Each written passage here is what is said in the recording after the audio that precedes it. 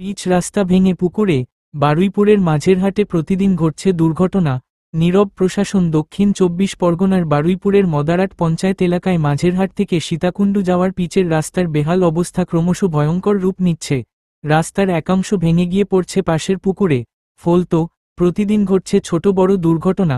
স্থানীয় বাসিন্দাদের অভিযোগ, বহুবার পঞ্চায়েত এবং সংশ্লিষ্ট প্রশাসনের দৃষ্টি আকর্ষণ করা হলেও এখনও পর্যন্ত কোনো স্থায়ী পদক্ষেপ নেওয়া হয়নি।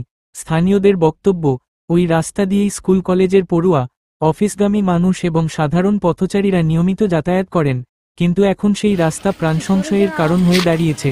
পিচ সরে গিয়ে নিচের মাটি ধসে যাচ্ছে, আর তার নিচেই পুকুর, ফলে সামান্য অসতর্কতাই ঘটাচ্ছে বিপত্তি। ক্ষুব্ধ এলাকাবাসীর অভিযোগ, একাধিকবার পঞ্চায়েতকে জানানো হয়েছে, এমনকি ব্লক অফিসে লিখিতভাবে অভিযোগ জানানো হয়েছে, কিন্তু কোনো কাজ হয়নি। ছোটখাটো সংস্কার করে দায় মেটাচ্ছে প্রশাসন। স্থানীয়দের দাবি, দ্রুত রাস্তার পূর্ণ সংস্কার না হলে বর্ষর দুর্ঘটনার আশঙ্কা রয়েছে। এ বিষয়ে সংশ্লিষ্ট প্রশাসনের হস্তক্ষেপ দাবি করেছেন এলাকাবাসী।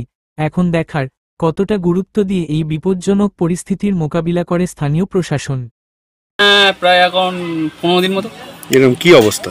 খুব খারাপ অবস্থা, সারালে খুব ভালো হয়। কি হয়েছে? রাস্তা ভেঙে গেছে, ওখানে গার্ডওয়ালটা ভেঙে চলে গেছে।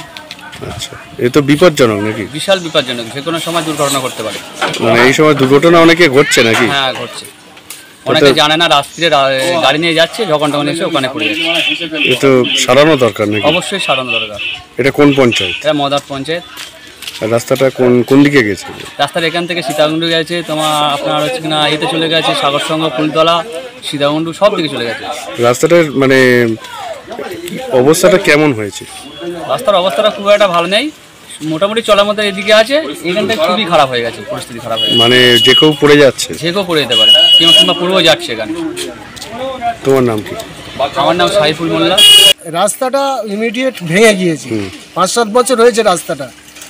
এখনো কোনো বড় গাড়ি বা ছোট গাড়ি যেতে পারছে না, স্কুলের বাচ্চারাও যেতে পারছে না। ইমিডিয়েট একটা গাড়ি পড়ে অ্যাক্সিডেন্ট হয়েছে।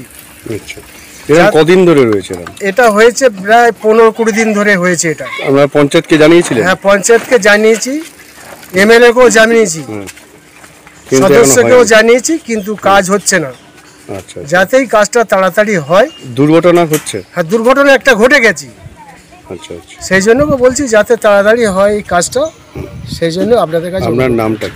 আমার নাম ইসা আলী লস্কর। চলাচল করেন তো? হ্যাঁ। কি সমস্যা হচ্ছে? ওই ভেঙে ধসে যাচ্ছে। খুব বিপজ্জনক তো? বিপজ্জনক তো। সন্ধ্যাবেলা কি যাতায়াত এর জন্য করা যায়? হ্যাঁ, না করা যায় না। কেন অসুবিধা, মানে কি হয়েছে এখন দেখছেন? ভেঙে গেছে, ভেঙে গেছে। আচ্ছা, যে কি সারানো খুব দরকার। হ্যাঁ। এটা কোন পঞ্চায়েত? মদার পঞ্চায়েত। আচ্ছা আচ্ছা, আপনার নাম? মামুনি সরকার। কি হয়েছে আপনার? রাস্তাটা পুরো একবার একদম ভেঙে গেছে। এবার কোনো একটা গাড়ি যেতে পারে না, বাচ্চারা যেতে পারে না। তো এরকম তো চলাচলে খুব সমস্যা হচ্ছে। খুব সমস্যা। এ তো সারলে ভালো হয়।